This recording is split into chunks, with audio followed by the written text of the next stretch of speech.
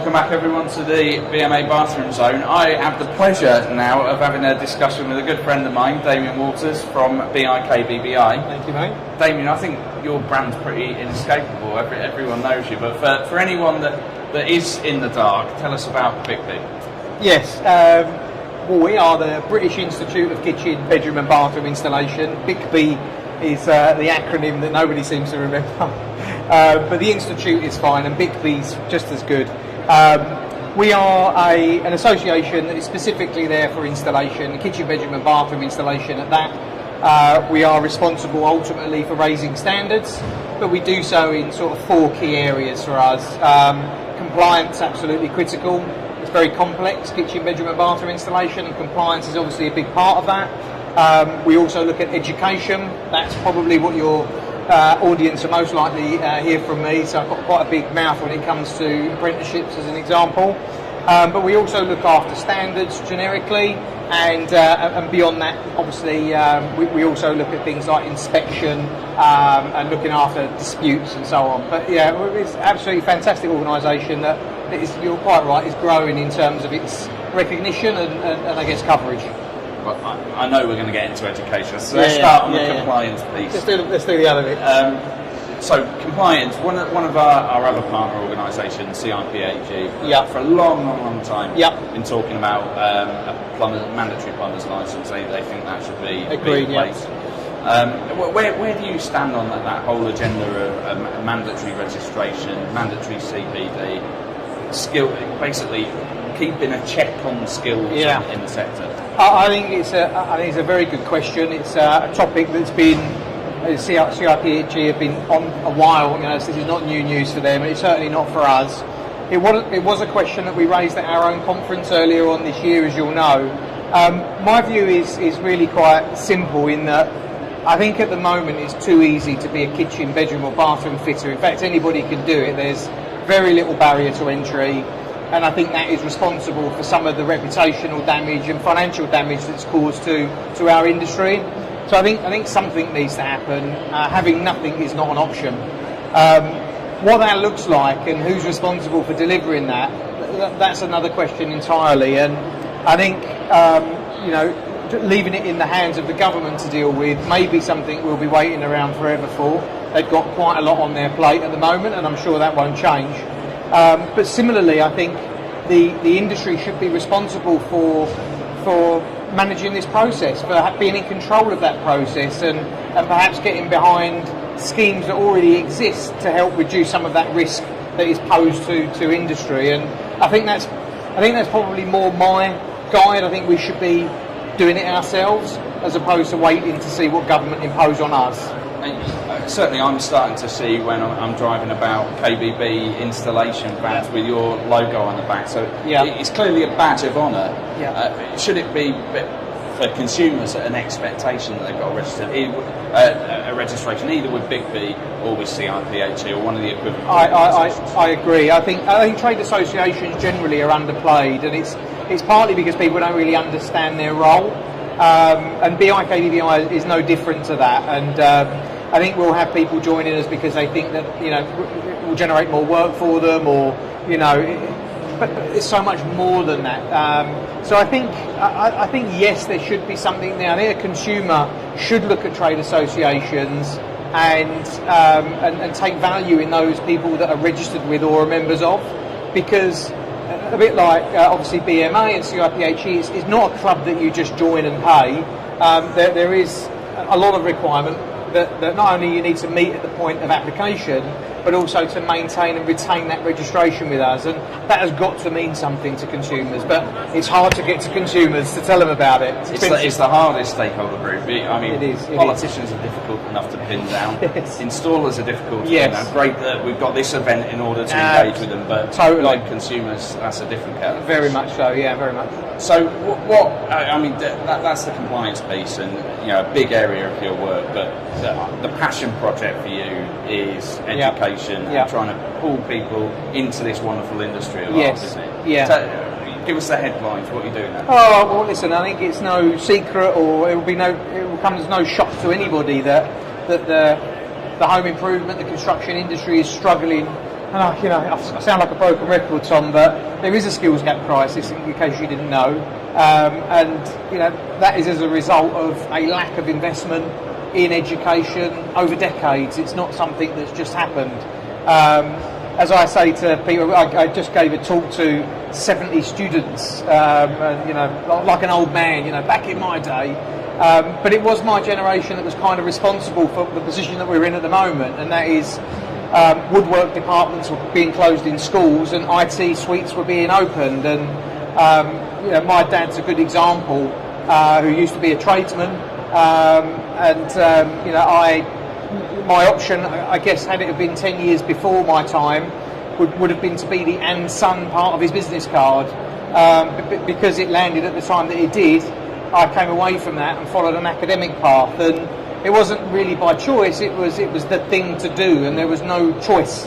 And that's the issue. And so I think what we've got to do now as an industry and as a community and as a country is to really try to change that by providing students and even people that are older than that with good access to education and career options. And for me, it's got to start with school leavers and apprenticeships.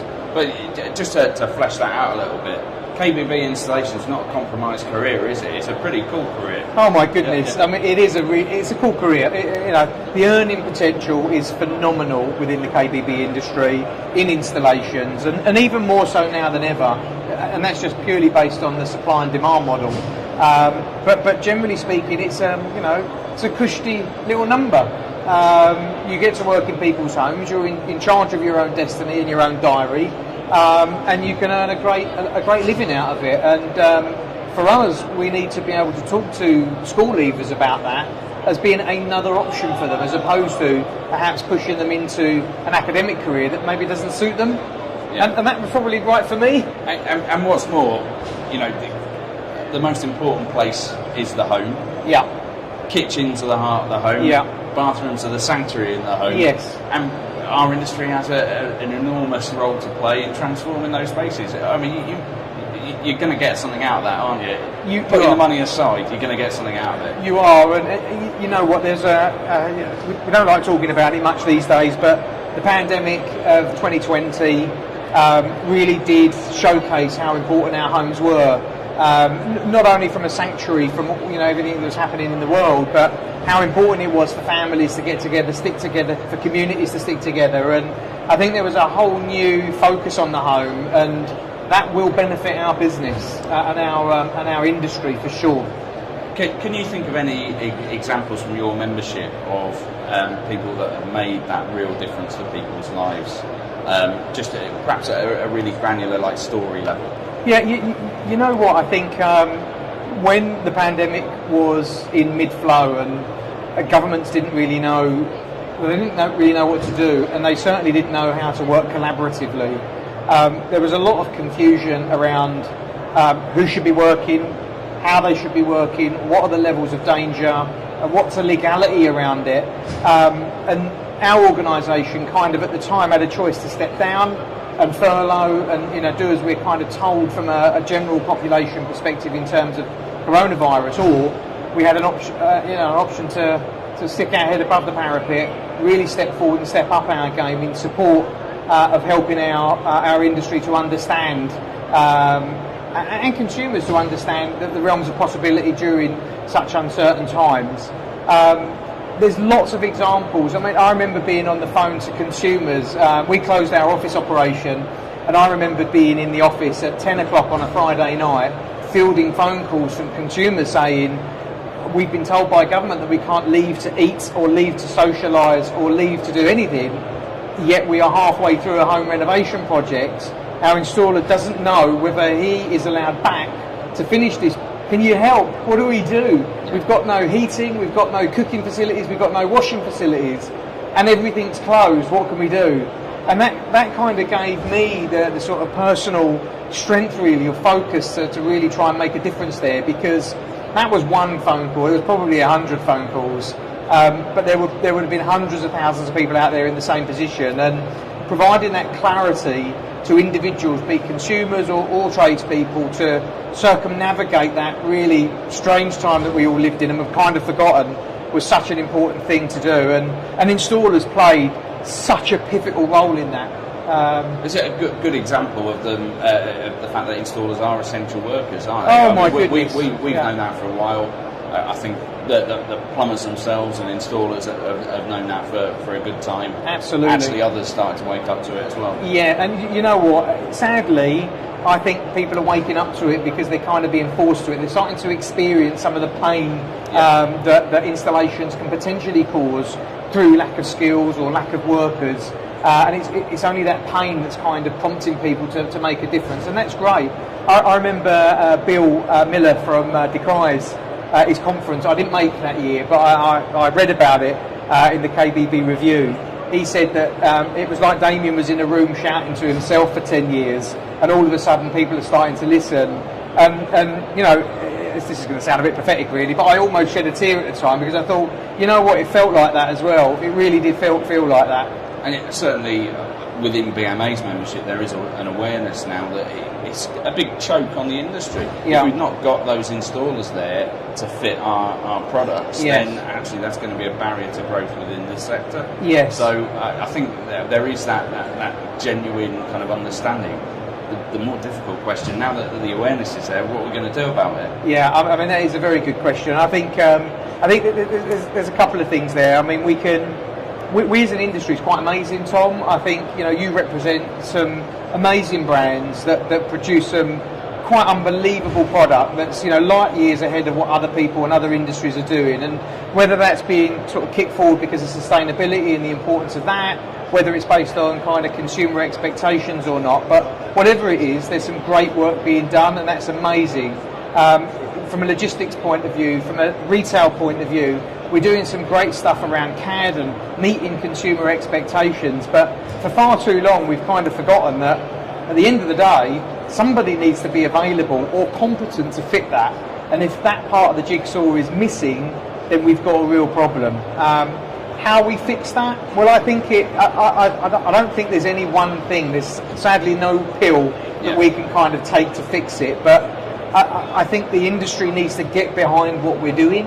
And people have a misconception it's going to cost them a bloody fortune, and it doesn't. It's just, you know, just shout, you know, talk to your people about us. If you work with installers, talk to them about the apprenticeship programs that we run, talk to them about the CPD that we offer, and get them involved, because without them it's almost impossible. You're kind of playing football in the dark, and that's definitely impossible. So we've got installation apprenticeship standards in place. Yes. We've got the money there from government to co-fund the vast majority of the training costs. Yep. We've got you and Skills Plus on hand to do some of the legwork around employing an apprentice, including all of the paperwork and the employment costs. Why are we not getting apprentices? Well, again, I think there's a few reasons. So I think our industry predominantly are, from an installer point of view, are predominantly micro SMEs. So for them, there will be a misconception around what apprenticeships actually is. You know, what does it deliver? What benefits does it kind of hold? And is that apprenticeship program going to cause a threat to my own business when that apprentice decides to leave and set up a rival company? So I think there's a lot of misconception. So I think first and foremost, I think it's because it's SME driven, and apprenticeships, as you know, is SME driven. It's employer driven. It's not, you know, we can do some great stuff in terms of talking about it, creating it, helping to fund it, guiding people through the process, but ultimately apprenticeships will only succeed if employers step forward and say, I'm hiring. So we've got quite a bit to overcome from a barrier point of view. BiKBBI is about to launch something that I'm really excited about, Tom, and we're banner. You heard it here first, mate. It's an installer exclusive. This is an exclusive for you. I don't know, Michelle may not agree with me revealing this now, but I'm going to do it anyway. Why not? Why not? We're friends. We are launching a thing called BiKBBI Futures, and it's about how we really simplify the whole apprenticeship proposition for the SME, and importantly, how we can guide people through that as cost effectively and efficiently as possible. and we're working with our advisor Hannah Hockley, who you would have seen and spoken to, an amazing individual, so passionate about apprenticeships and learning. And we're working very closely with her and her new business and her new venture that she set up in partnership with us to actually promote apprenticeships and get people on board. But one of the big gear shifts that we're going to make, and one of the big changes that you'll see coming out of our organisation, is that we talk on a national level about, or even a global level, about skills gaps crisis and apprenticeships in just title. We're going to really take that down to the granular level, and we will be working with local communities in local schools, creating an awareness campaign with local employers and local businesses. And we're not just going to be introducing the topic of apprentices to employers, but we're going to be introducing Leon or Sally or Kelly or Phil to the local installation businesses. And we're really going to attack it from a local level, in recognition that we might not get the 1,000 joining up in one go, but if we can chip away and get 10 that turns into 20, that turns into 50, that turns into 100, all of a sudden over a period of time, with support, with collaboration, we'll get to the numbers that we need to fix this problem. From acorns grow mighty oaks. Absolutely, and we've done it nationally before, and I think sometimes you've got to draw it back and say, what do people understand? What are the misconceptions? How can we overcome this? Let's talk about real kids, real youngsters that have real good qualities that can deliver. Dispel the myth that they're all at home playing TikTok and wanting a quick buck and not wanting to work, because that's not true. And actually putting A in touch with B in order to create a solution. I think one of the things that I've been very aware of while we've been here in Birmingham at Installer, it's just what a fun industry this is. It's brilliant. It's just a great choice, isn't it, for young people? Yeah. Considering what they're going to do next, perhaps they're not sure. I mean, next year, come and have a walk around an Installer and feel the atmosphere, and you'll discover this is an industry that's worth looking at. You're so right, and the tide is changing, Tom. I will say that, and I think one of the biggest issues was that parents probably didn't want their kids to go into apprenticeships because they have the same misconceptions as perhaps our ageing workforce have. And I would have been guilty of this back in the day had it not for my immersion in all things apprenticeships. But I think that's changing.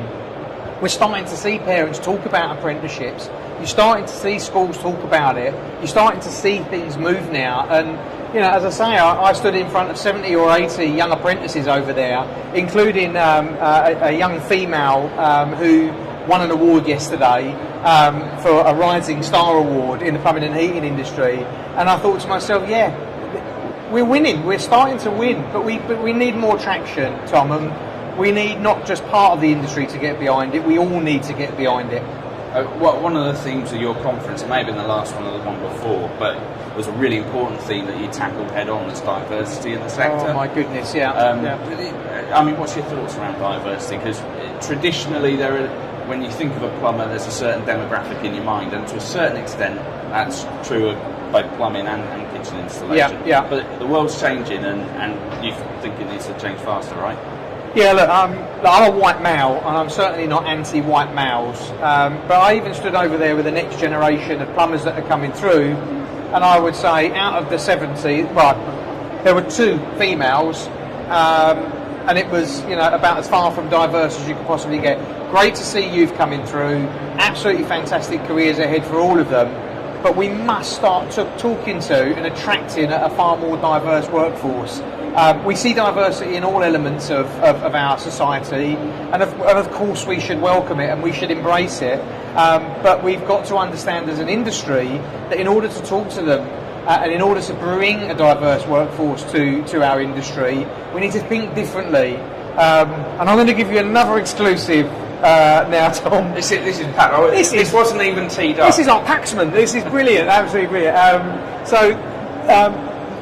Not this conference, but a conference before at Westminster, I had a very good friend of mine, a guy called Stuart Lawrence, and Lawrence will be a name that a lot of people will know in Stephen Lawrence, who was sadly murdered in 1993 in South London.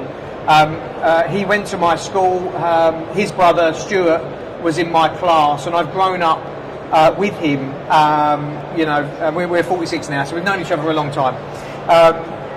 And I've struggled really to understand. He's aging better than you are. Sorry to say that. No, you're absolutely right, mate. I had a really bad paper round as a child, Tom. It was hard, and it shows. But no, I think he helped me to really open my eyes to why we have a problem as an industry. And he gave a really good example. And he said to me, Damian, industries don't really understand the challenges that diverse communities face. And I said, well, what do you mean by that, Stu?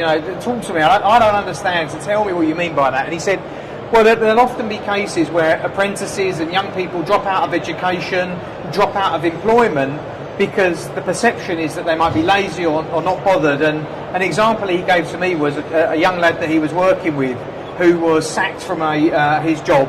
And it was as a carpenter, and he was sacked at his job because he kept being late on Monday morning. And he said, well, what the employer didn't really understand or didn't want to get to the bottom of is why that was happening. And the reason was because this apprentice parents were split. It was a single mum who was an alcoholic, who spent all of her money on alcohol and focusing on that because of the addiction. It meant that the household didn't have an income. In most instances, didn't have heating or lighting over the weekend, and in many instances, the kids were dealing with the fallout from alcoholism, in sort of ferrying mum from hospital and back, and really looking after them. And I thought to myself, you just, as an employer, you could possibly look at that and think, lazy little swine can't be bothered to get out of bed on Monday morning. You couldn't be further from the truth. And actually, one of the things that we want to do as a direct result of that information and that insight was that not only do we want to create apprenticeships and these apprenticeship opportunities, but we want to create a force of mentors, people that help employers and youngsters, especially in these diverse communities, to navigate their way through some of these challenges that we face. And so the very best person to head that up in our mind is Stuart himself. So Stuart will come on board with us as a diversity ambassador and really help us to understand as an industry the challenges we face. And it means that I get to work with an old friend, as somebody I know couldn't be more attuned with the problems around diversity, and somebody that couldn't be more passionate about fixing some of those things. And I'm so delighted that we have the opportunity to work together on truly fixing this and not just ticking a CSR tick box. I mean, both Stuart and Doreen are incredibly inspirational people. So yes. That's only going to really strengthen and add another string to You're to quite Big right. So You're exciting quite right. stuff. Indeed. Great exclusive. You got it. Just moving on a little bit into some of the other areas of activity of the Institute. Yep. We had Kieran Harking on the stand earlier on in sort of talking about when things go wrong. Yes. You work with Kieran around Protect My Install, don't you? We do, yeah. Tell us about that. Yeah, no, it's a really good point. Kieran's been great, actually. An absolutely fantastic individual, as you would have seen this week. But his organisation is great, and he's very much in tune with the SME, and that was one big tick for me, really. There's a lot of organisations out there that talk about disputes that are not really focused on the small guy, and we're all about the small guy. So, from the beginning, it was a big tick. But for many, many years, Tom, businesses, consumers have come to us with the problem that the industry is full of undesirables and disappointments. It doesn't detract from all the great stuff that goes on, because there's clearly a lot of it, but we deal with a lot of volume in this industry. Everybody has a kitchen, bedroom and bathroom, and therefore the chance for these things to sometimes go wrong are much bigger than people buying Porsches, as an example. So the challenge was, how do we overcome this? How do we stop installers being ripped off? How do we stop consumers being ripped off? How can we create a marketplace, as an example, that helps to protect all people equally, whether you're the buyer of a service and somebody that wants to invest thousands of pounds into this amazing industry, or whether you're an installer operating in these challenging times and facing some of the real negatives that the economy can kind of throw at them. And consumer behaviour is a big consideration around not paying balances, and finding excuses as to the reason why not to. So we work long and hard, and please don't have this image etched into your mind, Tom. It will haunt you for years. But I was in the bath, and the PMI, sorry mate, Protect My Install kind of came off the back of this sort of eureka moment that I had. And I remember sort of shouting out to our wife, and what do you think if this was an option? And she loved it, and that's where it kind of began. And in 2019 we had our parliamentary conference in the Houses of Parliament, and I just mooted the idea because I thought we could go away and create something that was really good that nobody wanted. And we haven't got, as a not-for-profit organisation, we haven't got the time, the money, the energy or anything like that to waste. So we put it out there, and we said, would the industry like a platform or access to a platform where buyers could be, customers, consumers could be introduced to installers to transact safely, where payments would never be lost on either party, where there was a dispute resolution process in there if things went wrong, and where there was no cost to the industry to do this whatsoever. So retailers not having to pay for installation services, consumers not having to pay commission fees, and installers not having to pay lead fees. How could we do this? And I didn't really know what to expect, to be honest with you, but the feedback and the appetite for it was massive. And so the Protect My Install journey kind of began, and we started working in the background on creating this platform. Again, not sure how people would take it and respond to it, but the feedback on it, the buy-in to it has been absolutely first class. We've got merchants using it, we've got small independent retailers using it, we've got national retailers in home base using it, and reputable businesses that had very, very successful installation models are just thinking differently about how they can provide the consumer with a fantastic product that doesn't expose them to risk. It's been amazing, Tom. It really has. There's no loser in this, is there? There is. Better for the consumer, better for the installer. It's just a great idea. It's a great thing, and I'm no Elon Musk. I've not created something that didn't exist. What I've done and what we've managed to achieve, me and my team, who work really hard in the background to do this, we've pulled the best of other industries into one place, and we've made it absolutely relative, fit for purpose for the kitchen, bedroom and bathroom industry, but it can work in industries way beyond that. We've started in kitchen, bedrooms and bathrooms, but there really is no limit to how this platform can change industries, support consumers, to link with reputable tradespeople, and for everybody involved in that transaction to be 100% protected throughout. And that is an issue we know through platforms like the National Home Improvement Council. Yes. All parts of home improvement, whether that's fitting EV chargers, new windows, they've all got issues with dispute, with knowing where to get trusted advice and trusted installation from. So big opportunities. It is a big opportunity for our industry to really signpost consumers who want more now to something that's very, very robust, and for the rest of the industry, low cost, lower risk, and a no-brainer.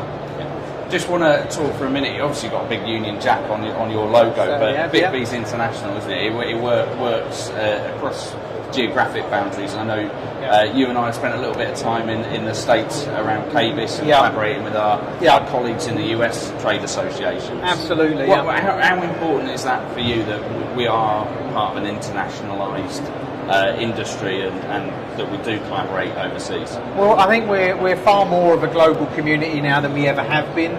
Technology has kind of allowed that.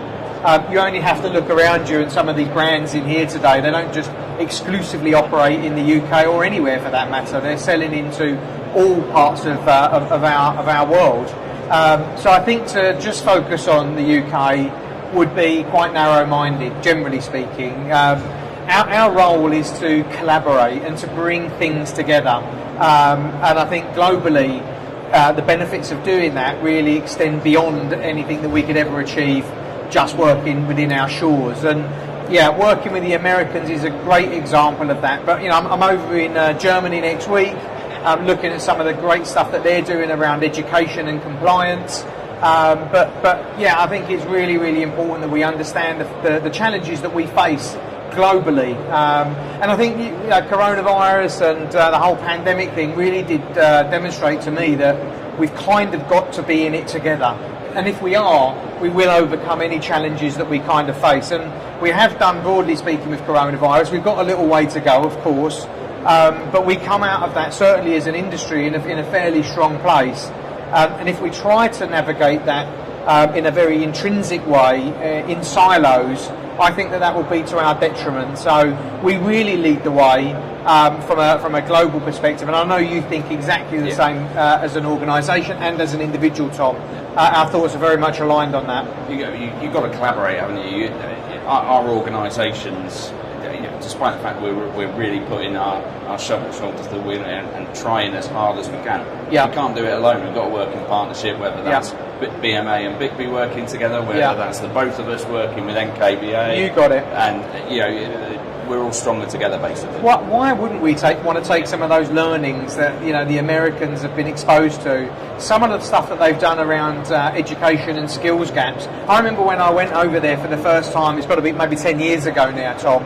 And they were talking about skills gaps, and I was like a kid in a sweet shop, because nobody else here was really talking about that. But in typical kind of American fashion, they kind of see it first, and it's bigger. The problem's bigger. The benefits are bigger, but the problems are often bigger as well. And I think the skills gap crisis is a really good example of that. They faced that maybe 10 years before we did, and therefore started working on that 10 years before we did. So, as I say, no Elon Musk. I don't go out there wanting to change the world on my own. If somebody else is doing a fantastic job, go over there and learn from it. And they're very happy for us to do that as well. And that's it. And we, equally, we learn an awful lot from our European counterparts, especially around regulation. Yes. Obviously, the B word, Brexit, we've now kind of departed the European Union. But we're still going to be very closely aligned, I think, around things like emerging construction products regulation, and all of that stuff that BMA is immersed in. But we can only keep track of that and influence on it if we know what each other's doing. So Europe, America, the UK, we're all have to link up what we're doing. We do. It's a global economy that we operate within, Tom, and as I say, it would be foolish to try and operate in silos. So, something I wanted to ask you, we had Stuart Pearce on the stand yesterday playing hooker duck. Fantastic personality, big football legend. Yeah, absolutely. Next year, who are you bringing from Charlton? Oh my goodness, do you know what? We don't know which way's up at the moment. I don't know who owns the club, who plays for the club. I don't even know where we're playing next year. I mean, wow, we've got some challenges at Charlton. Who would I bring? I'd probably bring back a legend, to be honest with you. I don't know enough about the current team, to be fair. I don't think half of them are going to be there this time next week anyway. But I think, who would I bring? Probably Clive Mendonca. That's who I'd bring. One of our he was our hero in the 98 Cup final against Sunderland. Yeah, that's probably who I'd bring with me. Damian, always a pleasure speaking to you. Thanks very much for today, and enjoy the rest of the show. Thanks, Tom. Thanks for the opportunity, mate. Cheers. Thanks.